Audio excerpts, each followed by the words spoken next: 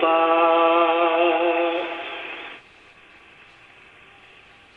Sambahin ka, O Yahweh.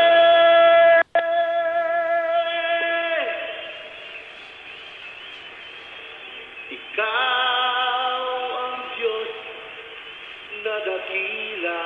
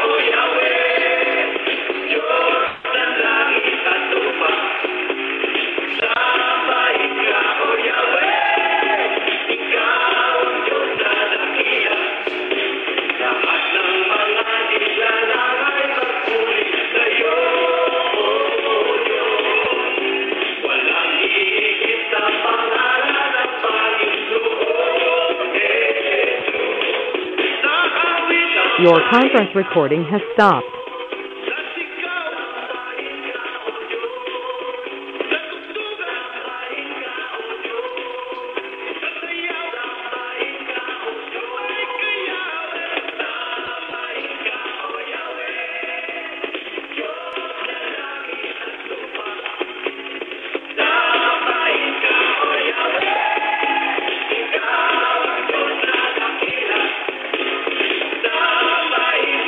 Yahweh.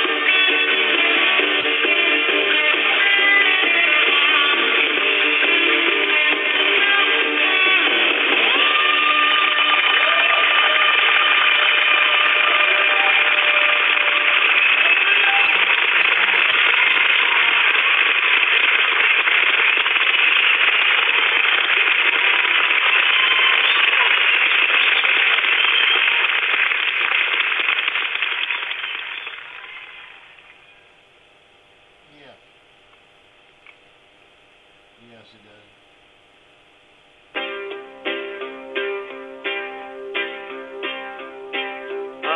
purihin ang Panginoon na siyang lumalang sa atin. Ang pag-ibig niya ay laging tapat. Dakila ang kanyang mga gawa. Dakila, dakila, dakila ang Diyos sa lahat. Dakila, dakila, dakila ang Diyos sa lahat. Ating purihin ang Panginoon na siyang lumalang sa atin. Ang pag-ibig niya ay laging tapat. Dakila ang kanyang mga gawa. Dakila, dakila, dakila ang Diyos sa lahat. Dakila, dakila, dakila ang Diyos sa lahat.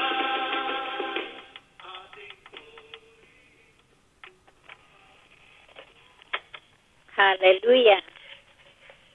Magandang gabi po sa inyong lahat. Malugod na paanyaya sa inyo dito sa ating pagpapagaling at pagpapalaya ng mga panalangin sa pamamagitan ng telepono.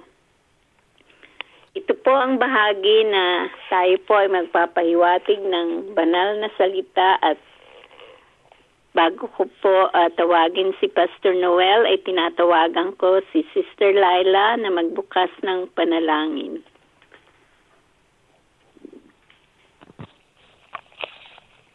This conference is being Hallelujah. recorded. Purihin po kayo, mahal na Diyos. Purihin ang inyong banal na pangalan.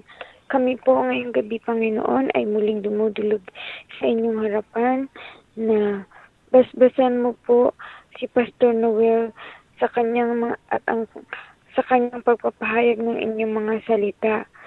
Kami rin po, Panginoon, na makikinig ay basbasan ninyo ng malinis na puso at malinis na pag-iisip. At hari nawang manamnam namin ang katamisan ng inyong banal na salita, Panginoon, at inyong mga pangako. Sa gabing ito ay basbasan niyo po, Panginoon, ang lahat ng dadalo sa prayer line na ito. Sa inyo po ang lahat ng aming papuri at pasasalamat sa pangalan po ng inyong banal na si Jesus. Amen. Na anak, bugtong na anak. Amen. Amen. Amen. Pastor Noel?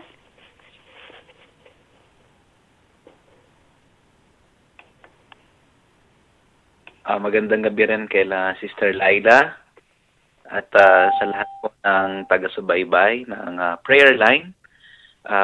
Isa rin pong magandang gabi kay Pastor Mel, kay Bishop Mel. At tayo po ay magpapatuloy sa pagbabahagi po ng salita ng Diyos dito po sa prayer line. Ang ating pong tinatalakay sa panahong ito ay ang mga palatandaan ng isang tunay na Kristiyano. Ito po ang mga palatandaan ng tunay na Kristiyano. Tayo po ay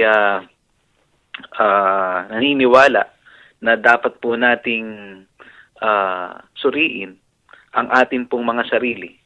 Dapat po nating siyasatin ang ating mga sarili bilang mga Kristiyano sang-ayon po sa kautusan ng salita po ng ating Panginoon na sinabi po dito sa 2 Korinto, 13 kabanata sa talatang 5. Ang sabi po ni Apostol Pablo, siyasatin ninyo ang inyong sarili kung kayo'y nangasa pananampalataya. Subukin ninyo ang inyong sarili. Hindi ba ninyo nalalaman sa ganang inyong sarili na si Hesukristo ay nasa inyo? Maliban na nga kung kayo'y itinakwil na. Kaya po, bilang pagsunod po sa salita ng ating Panginoon ay dapat po nating buong katapatan na suriin, siyasatin po natin ang ating pong mga personal na buhay. Kung tinatawag po nating tayo ay mga tunay na Kristiyano, ay ibatay po natin ito ayon sa salita ng Diyos. At ito po ay isa sa mga mahalagang dapat paksain ng atin pong mga panalangin. Yung panalangin na nagsisiyasat sa sariling buhay, panalangin na nagsisiyasat sa sariling puso patungkol sa ating tunay na kalagayan bilang mga tao. Ngayon po ay titignan po natin ang unang sulat ni Juan at sisikapin po natin sa biyaya ng Panginoon na atin pong matapos ang ilan pong mahalagang punto na atin pong tatalakayin na dito po ay atin pong iisa-isahin ang mga palatandaan ng isang tunay na Kristiyano sang-ayon po kay Apostol Juan dito po sa kanyang sulat sa unang Juan. Tayo po ay magsimula sa unang punto. Ang sabi po ni Juan dito po sa unang Juan sa unang kabanata talatang 6. Kung sinasabi nating tayo'y may pakikisama sa Kanya at nagsisilakad tayo sa kadiliman, ay nangagbubulaanan tayo at hindi tayo nagsisigawa ng katotohanan. Talatang 7, ngunit kung tayo'y nagsisilakad sa liwanag, na gaya niyang nasa liwanag, ay may pakikisama tayo sa isa't isa. At nililinis tayo ng dugo ni Jesus na kanyang anak sa lahat ng kasalanan. Ang unang tanda raw po ng isang tunay na Kristiyano ay tayo po ay nagsisilakad sa liwanag. Ito po ang unang palatandaan na binanggit ni Apostol Juan dito sa kanyang unang sulat. At makikita po natin na kanya pong ipinakilala ang mga tunay na mananampalataya na bilang may mga pakikisama sa ating Panginoong Hesus. Ang ibig po sabihin nun ay meron po silang pakikipaglakip. Sila po ay nakipagkaisa kay Kristo Jesus sa kanilang isip at sa kanilang puso. Ganito po kinakilala ni Juan ang mga Kristiyano. Sila po ay mayroong fellowship, lumalakad na kaisa ni Kristo, nabubuhay na kaisa ni Kristo.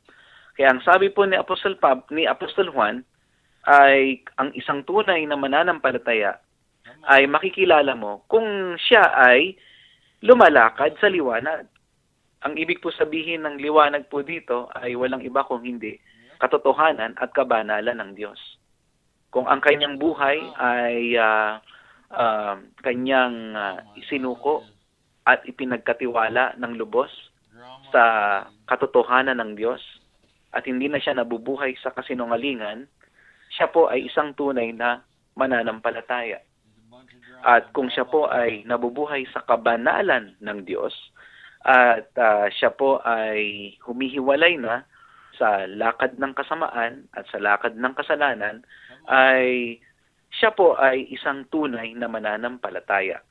At ang salita pong ginamit dito, yung salitang nagsisilakad, ay hindi lamang po ito isang salita na naganap nung nakaraan at pagkatapos huminto at hindi na nagpatuloy.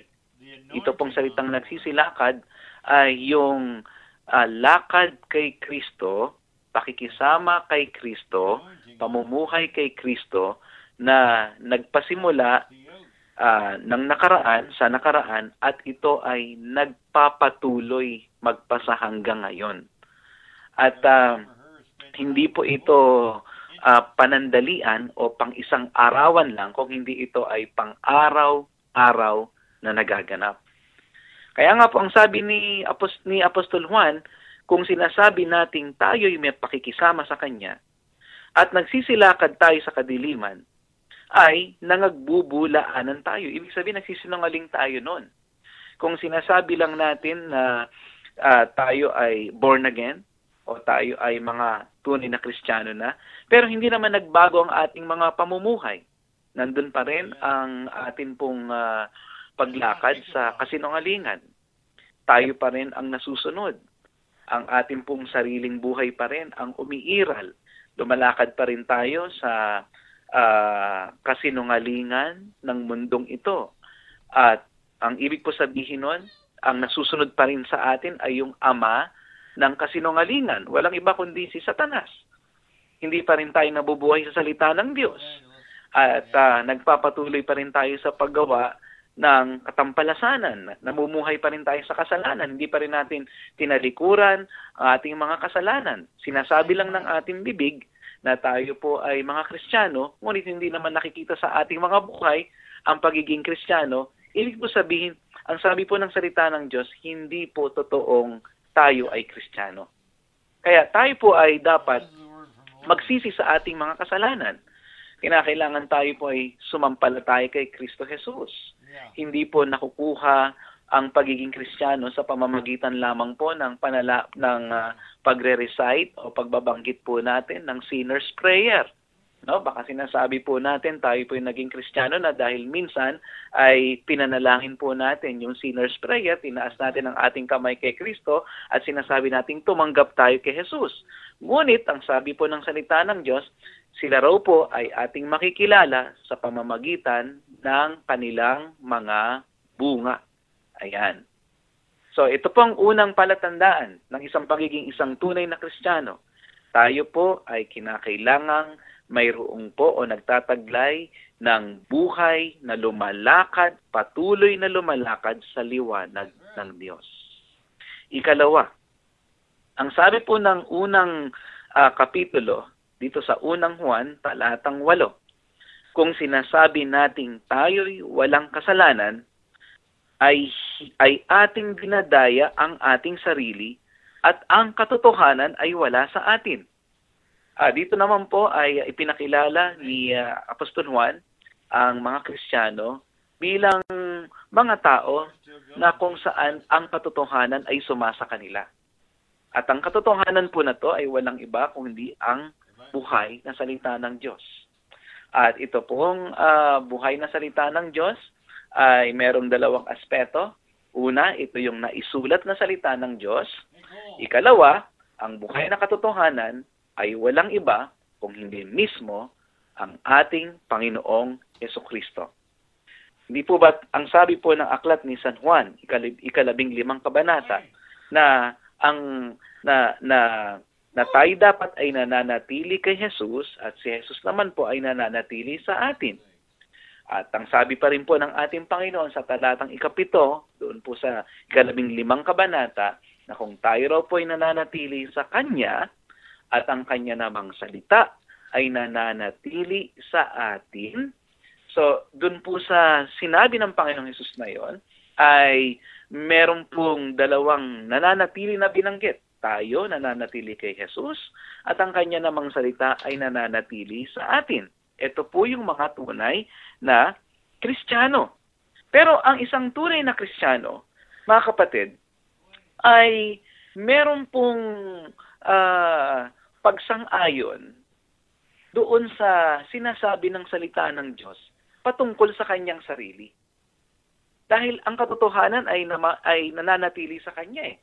Ibig sabihin, ang Kristiyanong ito ay nananatili rin sa katotohanan ng Diyos. Hindi ka maaring maging Kristiyano kung hindi ka nananatili sa kanyang katotohanan. Ang sabi ng salita ng Diyos, ang lahat ng tao ay nagkasala. Ngunit ang sabi po ng salita ni Apostol Juan, kung sinasabi nating tayo'y walang kasalanan, ay ating dinadaya ang ating sarili. Ano po ba ang ating assessment sa ating mga sarili?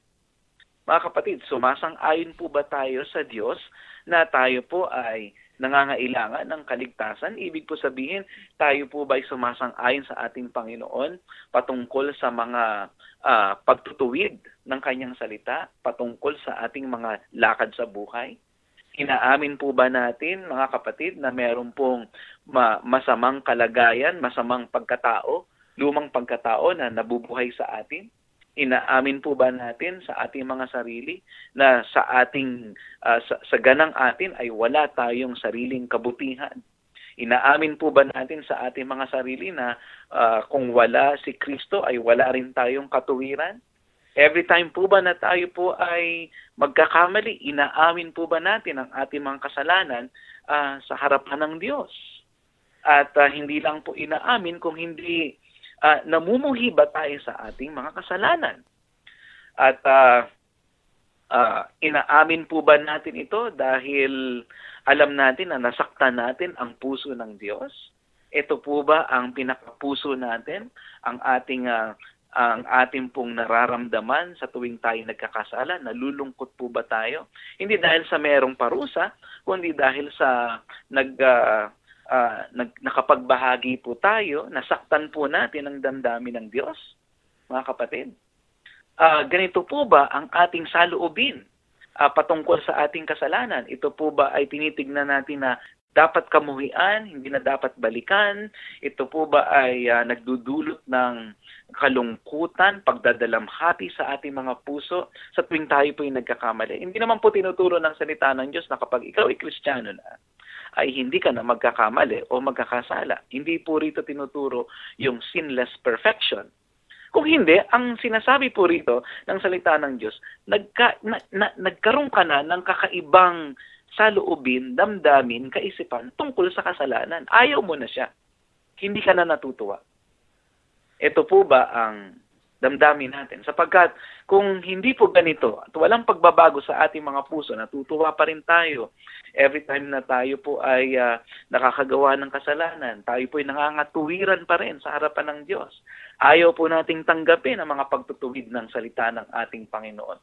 Ayaw nating tanggapin, isinasara natin ang ating mga tainga sa pagsalangsang ng Diyos patungkol sa ating mga kasalanan, sa ating mga pagkakamali. Kapatid, kung ganito ang ating puso, ay tingnan natin ang ating sarili. Tanungin natin ang ating sarili kung bakit walang pagbabago sa ating mga puso. Dahil ang isang tunay na Kristiyano ay pinagkalooban ng Diyos. Sang-ayon sa Ezekiel, 36 na kabanata, talatang 26 hanggang 27, pinagkalooban siya ng Diyos ng bagong puso, ng bagong espiritu, at ng santong espiritu. Mga kapatid. Kaya sigurado kung ikaw ay isang tunay na mananampalataya, hindi mo itatanggi na ikaw ay nagkasala sa harapan ng Diyos. At hindi mo rin itatanggi, hindi mo isasara ang iyong pag-iisip at puso sa mga pagtutuwid ng Diyos. Sasang-ayon ka sa Kanya at isusuko mo ang iyong kasalanan. Tatalikuran mo ito sapagkat ito ay hindi nakalulugod sa ating Panginoon. Kaya nga sabi ng talatang 9, kung ipinahahayag natin ang ating mga kasalanan, ay tapat at banal siya na tayo patatawarin sa ating mga kasalanan at tayo'y lilinisin sa lahat ng kalikuan. Ayan po. So tayo po yung magpatuloy sa 3 punto. Ang sabi po ng 2 kabanata ng unang sulat ni Juan sa talatang 3. At sa ganito'y nalalaman natin na siya'y ating nakikilala kung tinutupad natin ang kanyang mga utos. Ang nagsasabing nakikilala ko siya at hindi tumutupad ng kanyang mga utos ay sinungaling, at ang katotohanan ay wala sa kanya.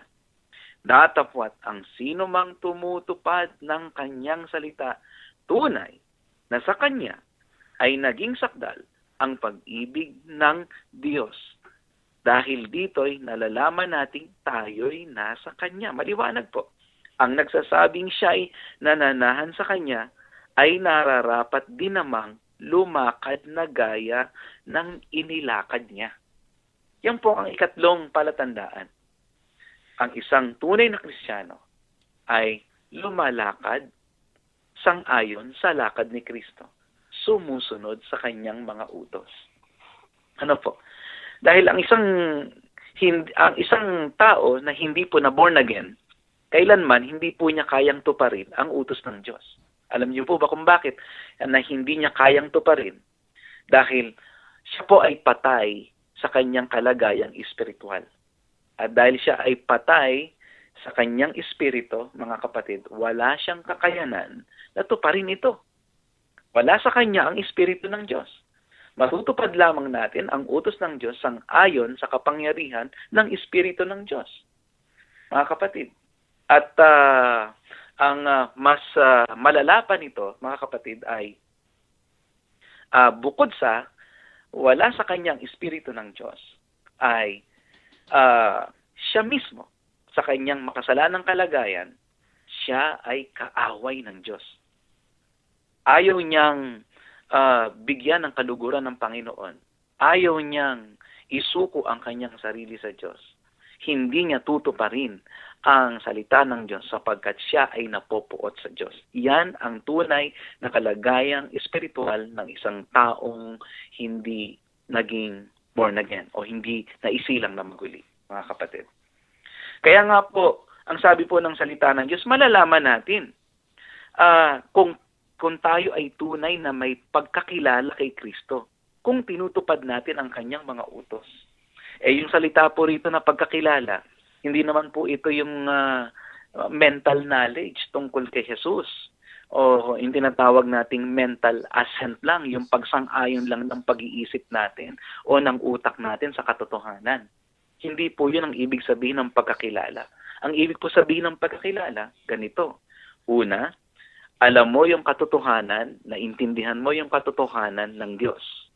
Pangalawa, ikaw ay sumasang-ayon sa katotohanan na yon. Pangatlo, isinusuko mo ng buo ang iyong puso at ipinapapaubaya mo ng lubusan ang iyong buhay sa katotohanan na yon. Diyayakap mo si Jesus bilang Panginoon ng buhay mo, bilang pinakakatotohanan ng buhay mo. Yun ang ibig sabihin ng pagkakilala. Merong malapit na pakikipagrelasyon, pakikipag-ugnayan kay Kristo Jesus. Kung tawagin nga natin sa wikang Ingles, ito po yung intimacy. Merong napakalapit na pakikipagrelasyon sa Kanya. Ang pakikipagrelasyon na ito ay relasyon ng pag-ibig at pananampalataya.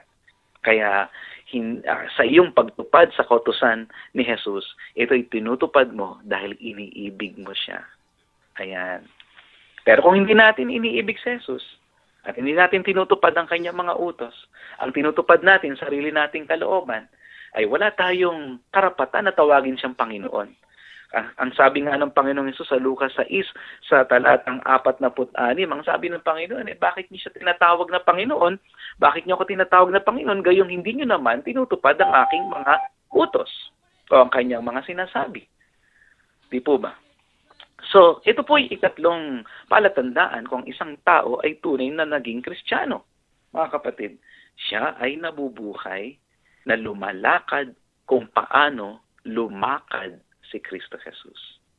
Ika-4 po, dito po sa 2 kabanata ng unang Juan, talatang 9, ang sabi po ng salita ng Diyos, ang nagsasabing siya ay nasa liwanag at napupuot sa kanyang kapatid, ay nasa kadiliman pa hanggang ngayon. Maliwanag po ang sinabi ng salita ng Diyos. Ang umiibig sa kanyang kapatid ay nananahan sa liwanag, at sa kanya'y walang anumang kadahilanang ikatitisod. Ngunit ang napupuot sa kanyang kapatid ay nasa kadiliman at lumalakad sa kadiliman, at hindi niya nalalaman kung saan siya naparoroon, sapagkat ang kanyang mga mata ay binulag ng kadiliman. Tingnan po ninyo, napaka-practical ng mensahe ng salita ng Diyos. Ang isang tunay daw na Kristiyano ay may pag-ibig ni Kristo.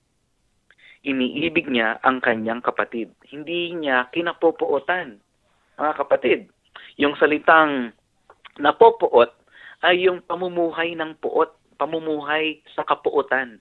Ibig sabihin talagang hindi niya mapatawad ang kapatid na ito o kung sino man na nagkasala sa kanya.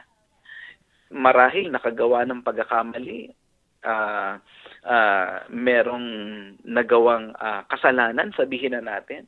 Subalit, ang isang tao na tunay na Kristiyano, kahit pa ikaw ay nagawa ng kasalanan o pagkakamali, ay sa pamamagitan ng pag-ibig ng Diyos na nasa iyo at sa pamamagitan ng Espiritu ng Diyos na nasa iyo, sa pamamagitan ng bagong puso at bagong Espiritu na ibinigay ng Diyos sa iyo, hindi mo pananatilihin yung na hindi ka nagpapatawad sa iyong kapatid. Dahil ganun mismo si Jesus.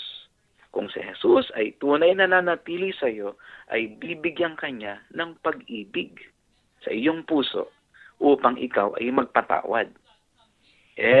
Napakarami pong mga tao po, na nagpapakilalang mga Kristiyano, mga mananampalataya, pero kapag ka nagkwentuhan na, ay nababalikan pa yung mga kasalanan nung 19 kopong-kopong pa. Hindi nila makalimutan.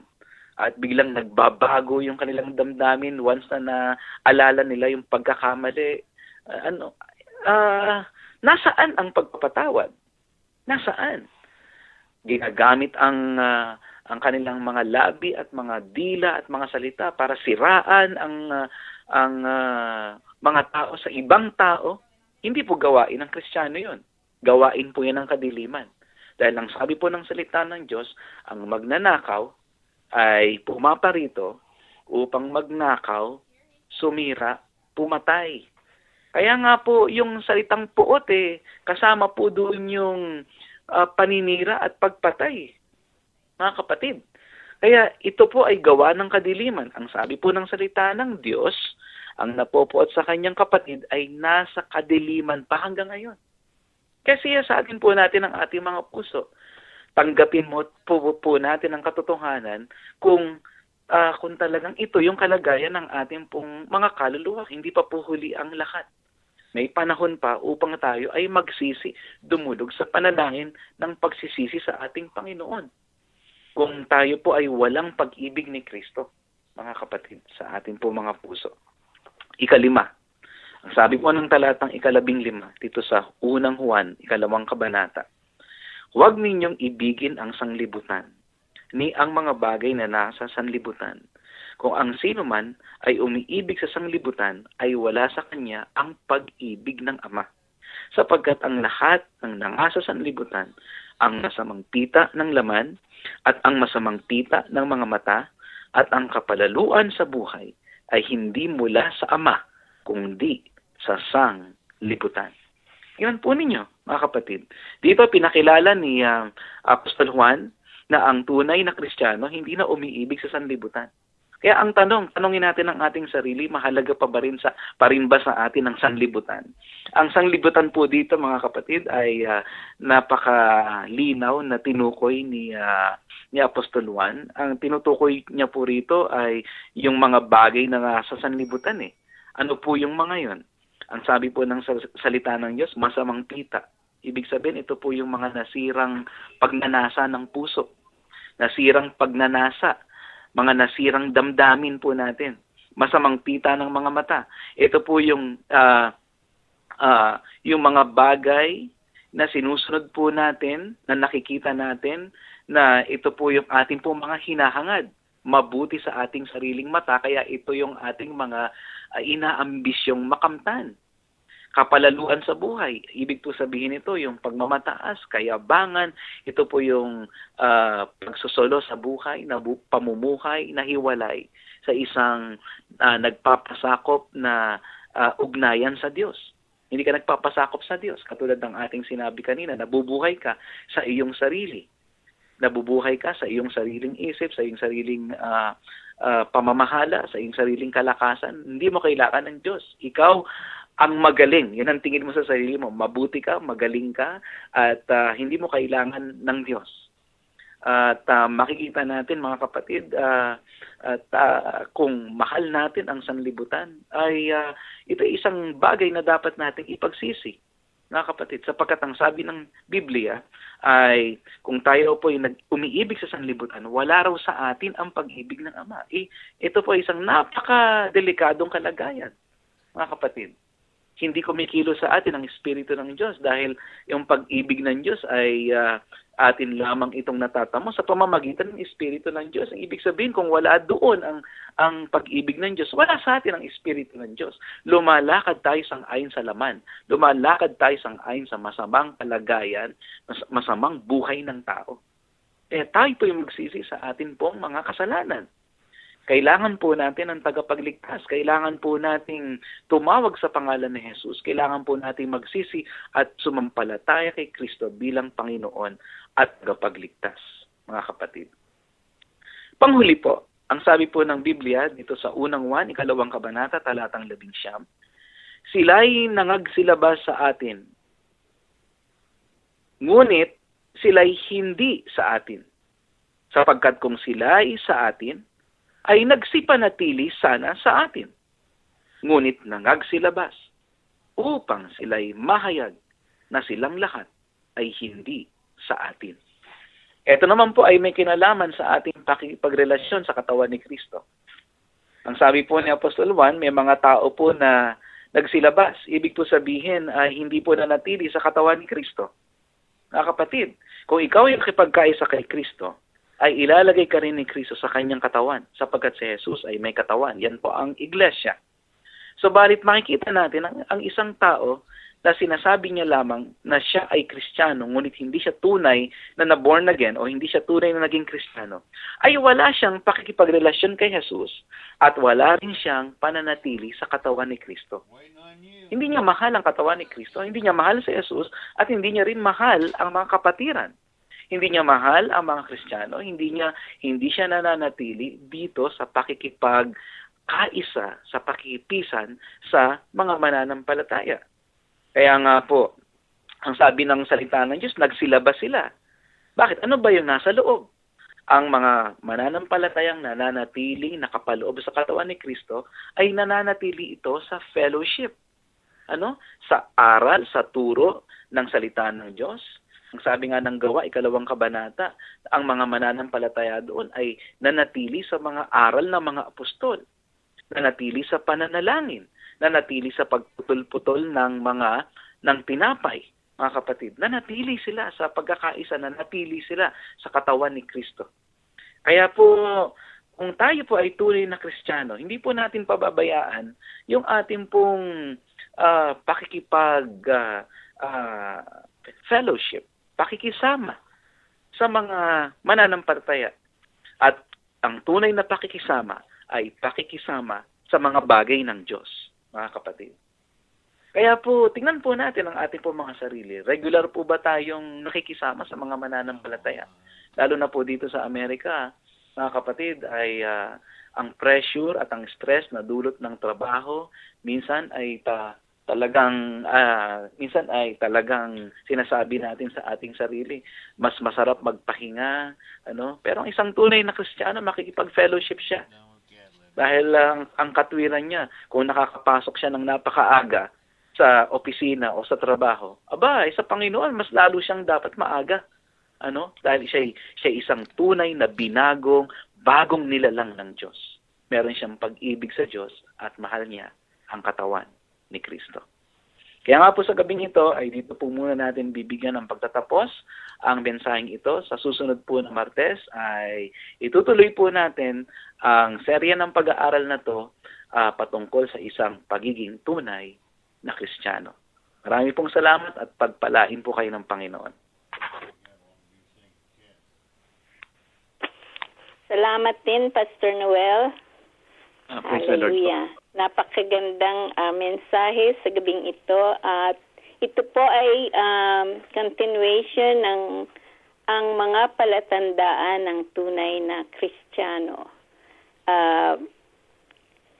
Sana po ay marinig niyong muli ito at pumunta kayo sa Glory Tabernacle Prayer Meeting.blogspot.com. Maririnig nyo ang mensahe ni Pastor Noel every Tuesday. Thank you, Pastor Noel, na muli. God bless po, Pastor Marina, hanggang sa susunod po na Martes. Kita po ulit tayo dito sa... God bless po. God bless. Tayo po ay nasa bahagi na ng ating mga prayer request, praise report. At kung sino man po ang nasa prayer line, ito po ang Glory Tabernacle Healing and Deliverance Prayer Line. Kasama po natin ang Consuming Fire Radio Ministry. Nasa bahagi na po tayo ng ating mga prayer requests, praise report, at sa mga nakikinig sa gabing ito at ang ating mga prayer intercessors, nakabukas po ang ating linya sa gabing ito. Sino po ang may mga prayer requests? Hallelujah.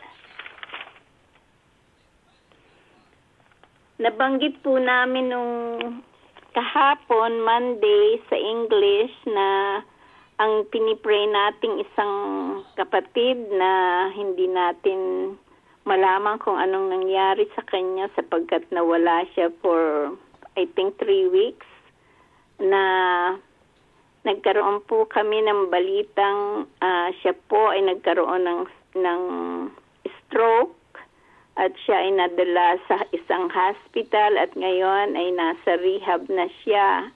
Nagpapasalamat kami na walang nangyaring mas grabe sa kanya. Alam namin na ito ay malalim din na pangyayari. Subalit nagkaroon kami ng worry kasi hindi na namin siya narinig. Akala namin kung ano na ang nangyari. So kahapon ay nabalitaan namin na nasa rehab siya dahilan sa stroke. So, we thank you, Lord, na hindi mo siya pinabayaan.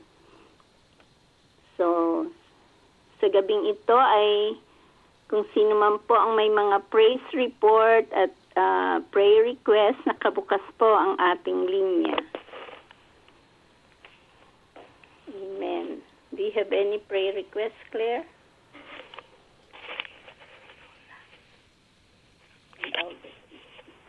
Continue to lift up Lola for complete healing and restoration in everyone who needs your healing touch, Lord God. And Lord, we also want to lift up Glory Tabernacle Church, the street outreach, the healing room, and the prayer line. Thank you. Salamat, Sister Claire. Sino pa po ang may mga praise report? Sister Chit, galing ka ba sa nursing home?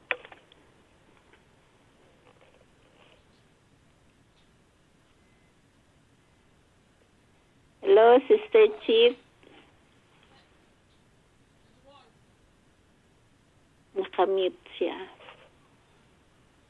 Anyway, Brother Rico, may praise report ka? Magandang gabi po, Pastora Marina. Amen. Magandang gabi naman. Ako nakapag-attend ng isang matis, na-miss kayo. Okay. So, request ako, Pastora. Yung misis ko kasi sa Martes. oo. March 10, may operahin yung gallbladder niya. Tatanggalin. Ngayong darating na Martes? Sa March 10. Okay, March 10. Pray po. Ano na nga ang pangalan niya? Si Shirley po. Shirley. Oh, Shirley. Okay. Okay. Gallbladder. Okay.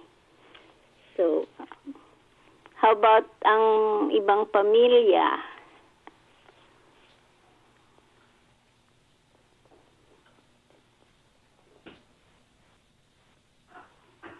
Okay. Pwedeng tawagan ko si Sister Laila.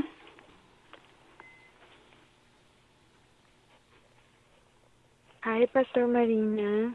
Hi, Sister Lai. Nagre-request si Brother Rico para sa kanyang may bahay na si Shirley sa darating na March 10. May surgery siya sa gallbladder kung pwede natin siyang i-lift up. Opo. Even the doctors who will do the surgery, i-lift up natin. Amen. Amen po. Amen. At saka yung mga nangangailangan din ng prayers for healing. Thank you, Lord. Heal me, O Lord, and I will be healed. Heal me, and I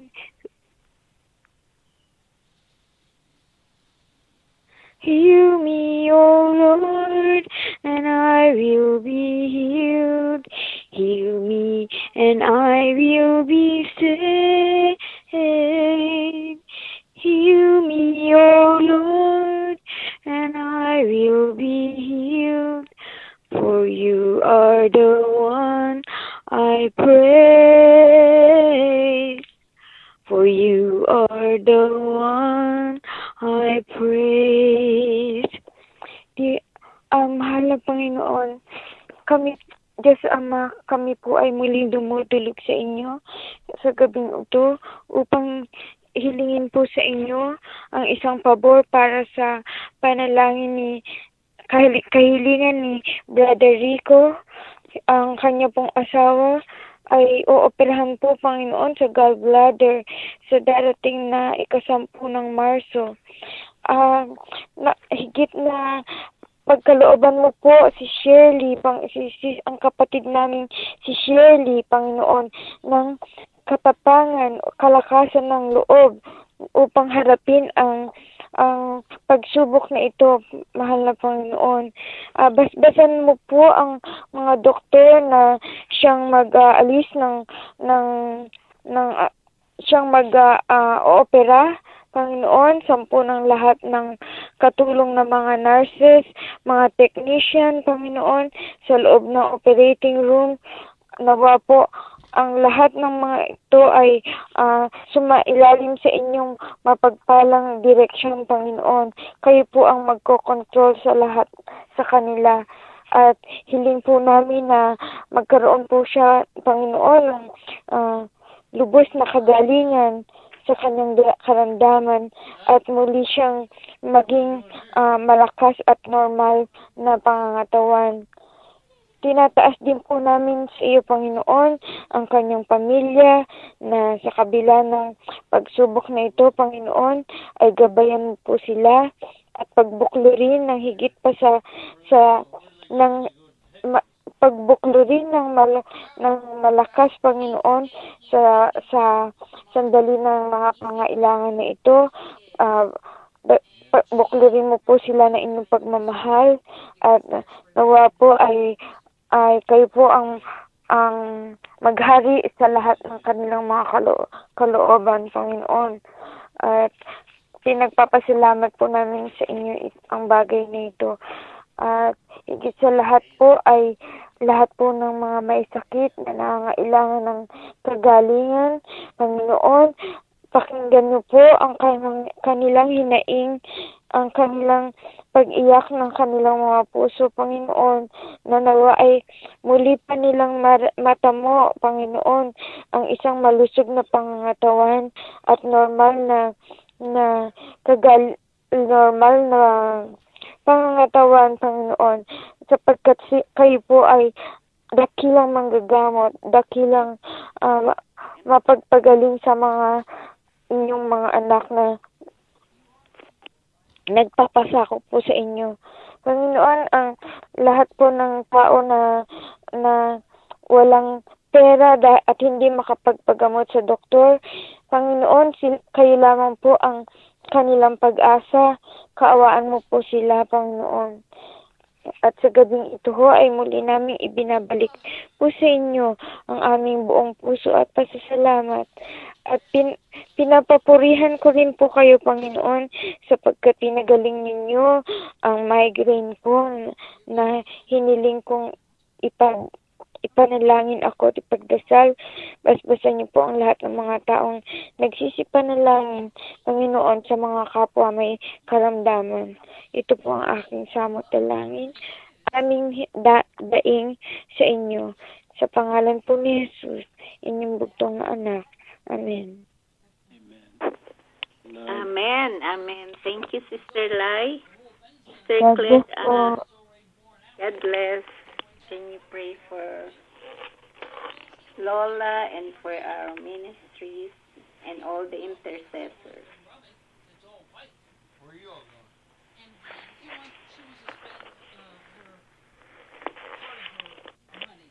Heavenly Father, we thank you, Lord, for tonight. We thank you, Lord, for the word that you gave us through Pastor Noel. Lord, help us to be testimonies of you, Lord God. Help us to be true Christians, Lord, to have prayer, to have the word, and to have fellowship, Lord God. Lord, we need your presence in our lives, Lord God.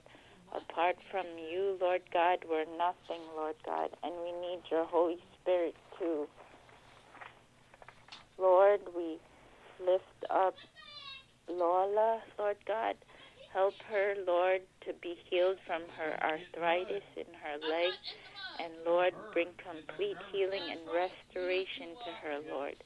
Lord, we also lift up all those who need healing in their bodies, Lord God, that you would touch them with your healing power, Lord God. And, Lord, heal them completely.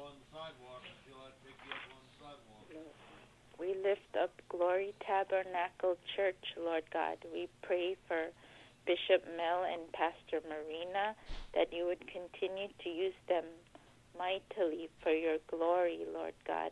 That as they preach your word, Lord God, many will come to salvation, Lord. Lord, we also lift up this prayer line.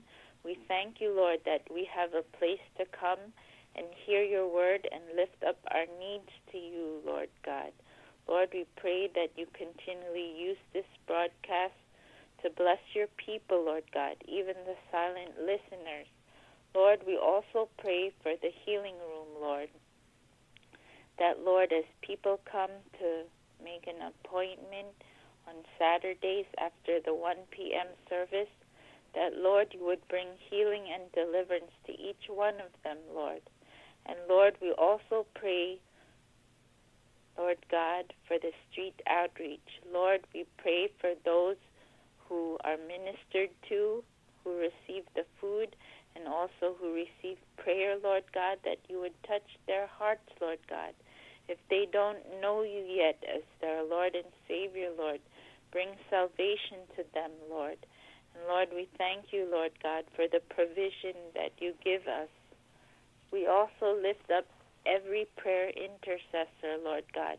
We thank you, Lord, for your prayer warriors that you use mightily to stand in the gap for your people, Lord God, to lift up their needs to you, Lord. And Lord, we thank you, Lord. Heavenly Father, we thank you that you are a good God. You listen to us, Lord God, and you answer our prayers. Lord, we give you all the glory, honor, and praise. In Jesus' name we pray. Amen. Amen. Amen. Salamat, Sister Claire. God bless you. Sister Chit.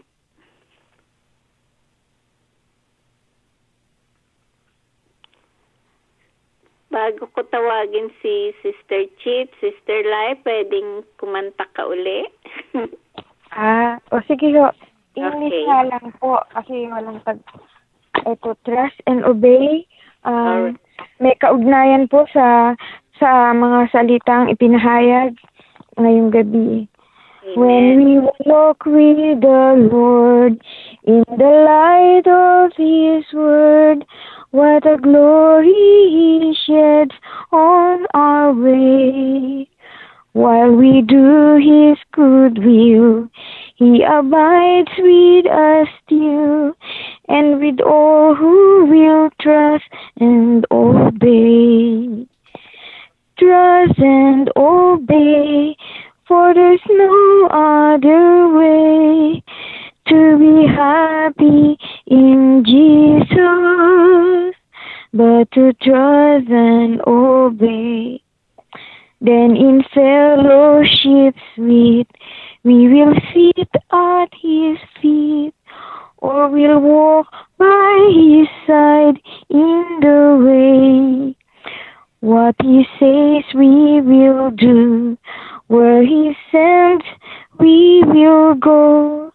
Never fear, only trust and obey.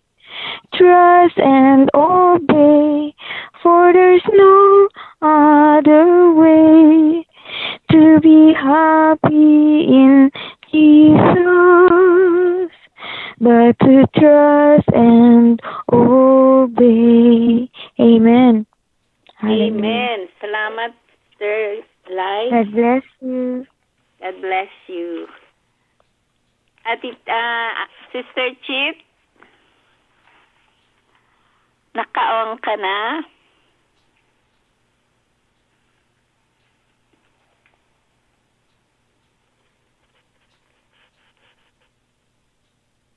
Wala pa rin.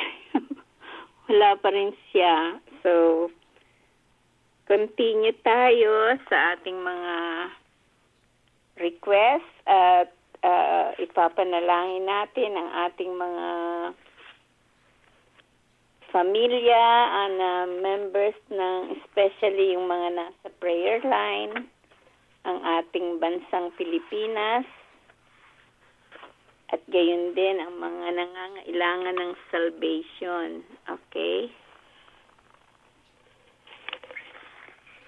Thank you, Lord.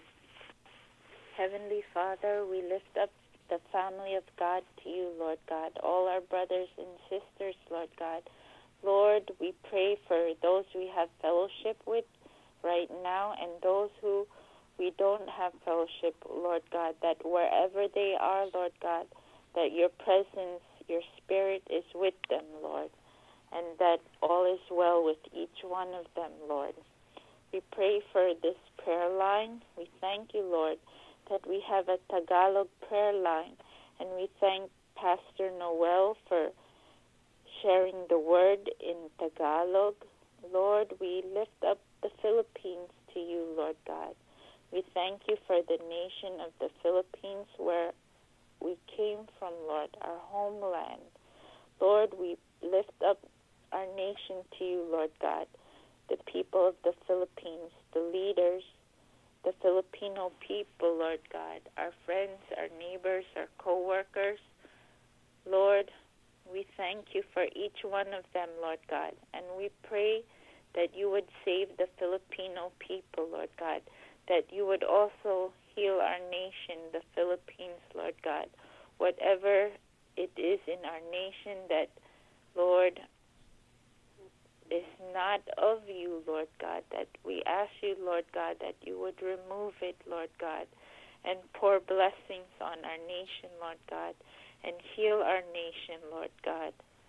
Lord, we want to lift up every Christian church, Lord God, every pastor, every missionary, every evangelist who is Filipino, Lord God, that, Lord, you would bless them, Lord God, that, Lord, you would pour out your Holy Spirit's anointing on each of them, Lord.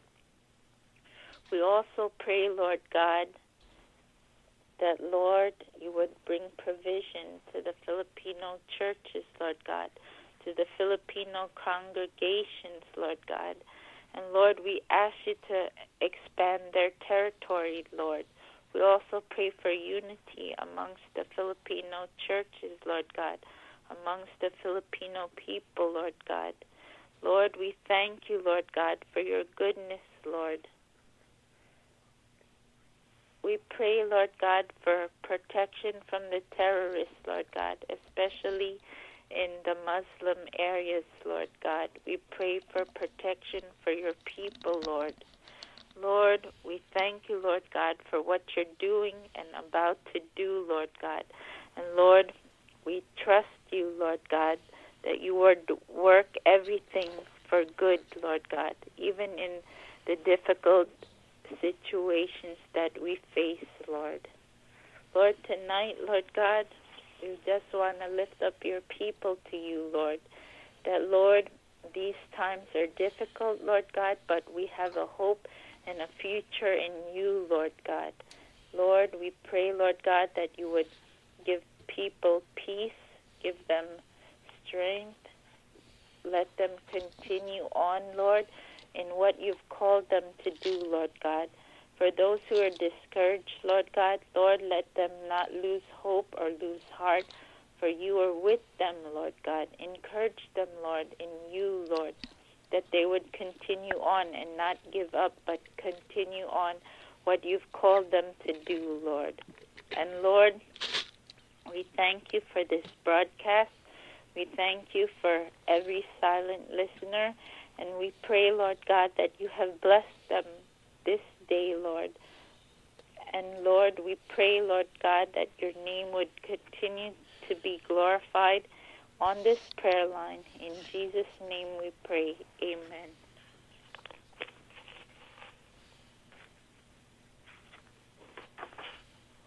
Hallelujah.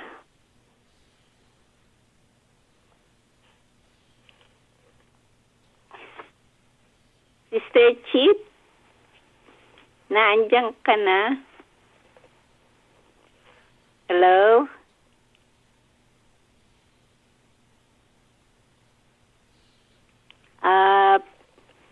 Tinatawagan ko si Bishop Mel upang i-lift up yung mga needs, special needs sa gabing ito.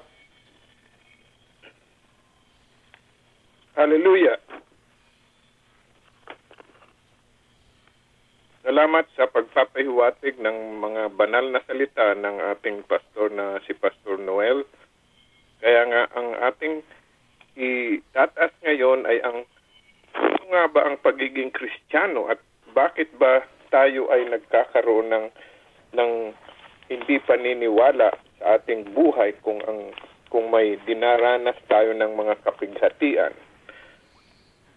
Mayroon ba tayong pagpapanibago sa ating buhay nang makilala natin ang ating Panginoong Hesus? Kung wala tayong pagpapanibago ng ating buhay, ay wala ring kabuluhan ang kaligtasan na ibinigay niya sa atin. Kaya nga sa Roma, Kapitulo 12, versikulo 2, sabi dito, huwag kayong umayon sa takbo ng mundong ito. Kung kayo ay Kristiyano, huwag kayong umayon sa takbo ng mundong ito. Mag-iba na kayo na magbago ng isip upang mabatid ninyo ang kalooban ng Diyos. Kung ano ang mabuti na kalulugod sa Kanya ay talagang ganap.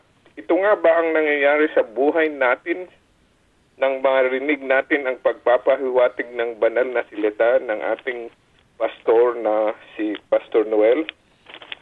Kaya nga dapat tunghayan natin kung tayo ba ay nagbago nang tayo ay maging Kristiyano? Sumampalataya ba tayo sa ating Panginoong Hesus nang tayo ay maligtas niya?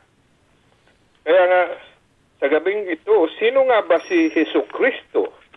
Kung ikaw ay Kristiyano, ano ba ang pagkakakilala mo sa ating Panginoong Hesus? Ano ang kinalaman ng kanyang turo sa ating buhay at sa panahong ito? Ayon sa Biblia at sa kasaysayan secular, si Jesus ay pinanganak sa bayang ng Bethlehem. Alam natin ito na ito nga ang ipinanganakang lugar niya, ang bayan ng Bethlehem. Siya ay ipinanganak ng isang birhen. Kaya't wala siyang ama sa laman, kundi ang ama niya ay ama sa espiritu. May iba pang bagay na naiba sa kanyang kapanganakan ayon sa hinulaan ng mga propeta daang taon bago nangyari ito. Hinulaan ni Isaiah 700 taon bago siya ay ipinanganak na si Jesus ay ipapanganak ng isang birhen. Ito ba ang ating mga paniniwala sa Kanya? Tayo ba ay may pagbabago ng ating paniniwala sa Kanya? Ngunit kahit ang Kanyang kamatayan ay naiiba sa lahat. Siya lamang ang namatay na nag-resurrect o nabuhay na muli. Lahat ng mga Diyos-Diyosan ay hindi nabuhay na muli. Siya ay hinatuan ng kamatayan bagamat walang kasalanan kung ating naalala sa ating pagka-Kristyanong buhay. Kaya nga sa gabing ito, Sa gitnang napakaraming makabagong pangyayari ay may isang laganap na suliranin ang tao. Kasama na tayo kung tayo ay Kristiyano. Hindi natin kailanman natutuhan ang pagpapanibago o renewal kahit ang suliranin ng mundong ito ay hindi natin kayang isagawa o ituwid. Isang siyentipiko ang nagsabi minsan na lahat daw na inihipon ng tao ay napipinsala. Totoo ba ito? Lahat na hinihipon natin ay napipinsala. Tingnan natin ang ilog. Halimbawa, maraming pollution. Ang kagubatan ay isa ring halimbawa na hindi na kagubatan dahil maraming pumuputol ng mga kahoy o ang mga puno.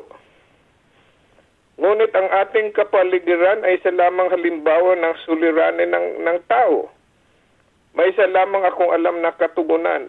Pagpapanibago, tayo ba ay talagang nagbago na? Dahil sa 2 Corinthians chapter 5 verse 17, sabi niya sa Ingles, kayo ay binago na. Bago na yung mga nakalipas ay wala na, kundi ikaw ay tunay na binago. Kaya nga wag nating kaligtaan ang pagbabasa ng Biblia at mga panalangin sa araw-araw ng ating buhay. Sulat ni Isaiah sa Isaiah 40 versikulo 31. Silang naghihintay sa Panginoon ay magpapanibagong lakas. Ayon naman kay Pablo, huwag kayong umayon sa takbo ng mundong ito, gaya ng pagpapahiwatig ng ating pastor na si Pastor Noel. Mag-iba na kayo at magbago na ng isip. Kung hindi natin babaguhin ang isip, ay tayo pa rin ang nabubuhay sa mundo. Ang pakikipagniig sa Diyos ay mabisang paraan para magawa natin iyan. Kung tayo ay walang pakikipagniig sa Diyos, ay baliwala ang ating pagkakristiyano. Isabuhay ang presensya ng Diyos sa atin. Ito ang isang senyas na tayo ay nagbago na. Simulan ang bawat araw sa pagkikilalang ang Diyos ay ating Diyos na nagligtas sa atin. Makikita natin yan sa Hebreo 13, versikulo 5. Lumakad na hawak ang kanyang kamay at isipang minamasdan niya ang lahat ninyong ginagawa. Kaya nga dapat nating malaman na ang Diyos ay nagmamasid sa atin sa araw-araw ng ating buhay. Walang araw na hindi siya nagmamasid, na nakatingin sa atin dahil tayo ang kanyang mga anak. Ipahayag at hihingi ng kapatawaran ang lahat ang bawat kasalanan sa buhay. Ito ang pahiwatig ng banal na salita na oras na tayo ay may kasalanan, ipahayag natin at hingi ng kapatawaran sa araw-araw ng ating buhay. Gawin ang ginagawa ng isang magsasaka o mekaniko, laging naghuhugas ng kamay at naliligo. Kailangan din nating ilinisin ang ating kaluluwa araw-araw sa pamamagitan ng paghingi ng kapatawaran. Ito ang dapat na makita sa ating buhay sa araw-araw. Kaya ngayong gabi tayo ay pinagpapala ng ating Panginoon at sa kanyang pagmamahal at sa kanyang kabutihan na minsang pangmuli ay pinagkalooban tayo ng pagkakataon o magkatipon-tipon sa harapan niya sa gabing ito. Kaya nga sa gabing ito itinataas natin ang ating Panginoon dahil siya lamang ang ating kagalingan. Siya ang ating kalakasan, siya ang lahat sa ating. Lalong-lalo na yung mga nagdumaranas ng mga kapighatian. Siya lamang ang magsasagip sa atin. Sa gabing ito, itinataas natin ang lahat ng may mga karamdaman.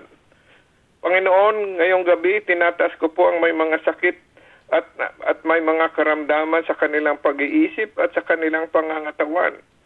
Dalangin ko po ngayong gabi, hipuin mo ang bawat isa sa kanila dahil ikaw lamang ang aming kagalingan. Pahiran mo po, Panginoon, ng iyong mahal na Espiritu ang bawat lingkod dito sa Prayer Line Live every tuwing Lunes, tuwing Martes, tuwing Miyerkules, tuwing Biyernes, Panginoon, upang maisagawa nila ang kanilang dapat gawin sa oras na kami ay magkatipon-tipon dito sa Prayer Line Live, Panginoon. Hayaan mo po, Panginoon, na ang banal na salita na ipinahiwatig ni Pastor Noel ay magsilbing tinapay ng buhay ngayong gabi at magbigay ng lakas, magsilbing ilaw at magtaguyod, magtuwid sa aming physical at spiritual na pamumuhay. At Panginoon, dalangin ko na ang bawat isa sa amin ay maging saksi ng iyong sariwang pag-ibig na maghahatid sa amin sa buhay na walang hanggan sa piling mo, Panginoon.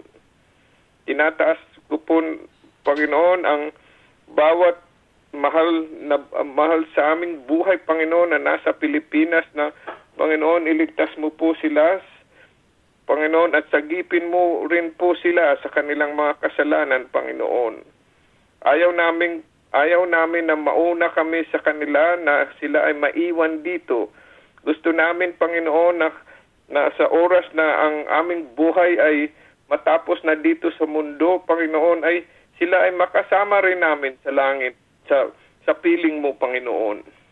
Kaya nga dalangin namin na ngayong gabi ay bubuksan mo, Panginoon, ang aming mga kaisipan at puso at ituwid mo ang aming mga makalaman at maling pamamaraan sa buhay patungo sa iyong liwanag, Panginoon. Galagan mo ang aming mga tanikala, Panginoon, na hindi ka nais-nais sa iyong mga mata upang makamtan namin ang matuwid at ang iyong kaligtasan at buhay na punong-puno ng iyong mahal na presensya, Panginoon. Kaya nga ngayong gabi, Panginoon, dalangin namin na tutugunin mo ang pangangailangan ng bawat isa sa amin na dumalo dito sa prayer line. Dahil alam mo, Panginoon, ang bawat kalagayan namin bago pa ito mangyari, Panginoon. Panginoon, sa gabing ito, tinatagubilin namin sa iyo ang lahat mga nawawala pa sa kadiliman, Panginoon, 10 ng aming mga mahal sa buhay dito sa Amerika at sa aming bansang Pilipinas, O God. Panginoon, dahil ikaw lamang ang aming kaligtasan, kagalingan itinataas namin ang mga nawawala sa landas, Panginoon, lalong-lalo na ang aming mga mahal sa buhay dito sa Amerika at sa Pilipinas, Panginoon, ang aming mga kaibigan, Panginoon, sa trabaho, Panginoon, iligtas mo rin po sila, Panginoon. Pahiran mo po, Panginoon, ang bawat isa sa amin ng iyong mahal na Espiritu upang maitaguyod namin ang iyong tawag sa amin na ipakilala namin sa kanila kung sino ka sa aming buhay, na ikaw nga ang Diyos na nagpapagaling, nagpapalaya sa aming mga kasalanan, Panginoon. Kaya ngayong gabi, buong puso't kaluluwa naming ibinibigay sa iyo ang lahat ng mga pagpupuri, lahat ng karangalan, lahat ng pagsamba, lahat ng pasasalamat sa gabing ito na iyong itinakda. Panginoon, ikaw lamang ang aming itataas sa aming buhay, Panginoon. Wala nang iba, Panginoon. Sa pangalan ni Jesus na nagbigay ng kanyang buhay, nag-alay ng kanyang dugo at nabuhay na muli sa pamamagitan ng mahal na Espiritu. Sa pangalan ni Jesus at lahat ng nasa prayer line na ito, Panginoon, kami po ay patuloy na magpupuri sa iyo sa pangalan ni Jesus. Amen. Hallelujah. Amen. Salamat, Bishop Mel. Sister Chip.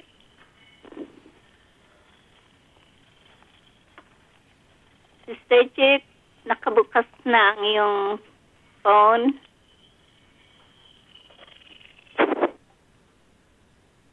Hello?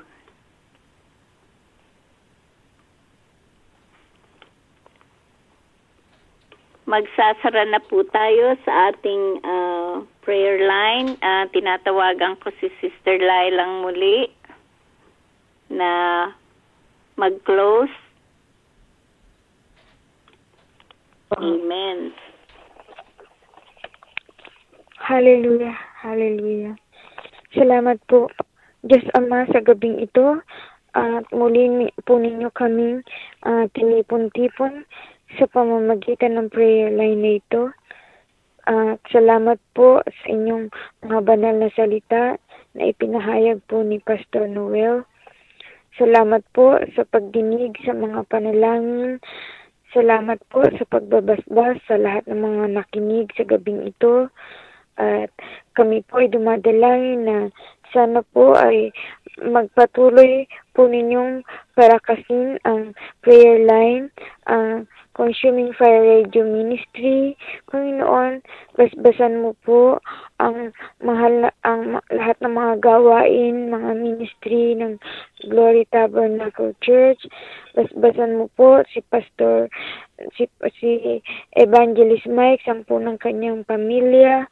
At gayon din po naman, Panginoon, ang pamilya at ni Bishop Mel, Pastor Marina, at lahat po ng mga nakikinig, pamilya ng mga nakikinig, at saan man pong dako sa buong mundo na naabot po ng pagpapahayag ng mga salita sa gabing ito, ay basbasan mo po, Panginoon, ang lahat ng naabot ng inyong mga mga salita. At salamat po, kami po ay nagpapasalamat din sa kagalingan na natamo, Panginoon, sa inyong mapagparang kamay. Sa gabing ito ay ibinabalik po namin ang lahat ng papuri at pasasalamat sa inyo po, Panginoon. Sa inyo, sa pangalan po ng inyong anak na si Jesus, aming Diyos at tagapagligtas, kasama po ng Banal na Espiritu Santo. Isang mapayapang gabi po at matahimik na paghimlay, pamamahinga, at pagkalooban niyo po kaming lahat, Panginoon, ng panibagong kalakasan sa araw ng bukas.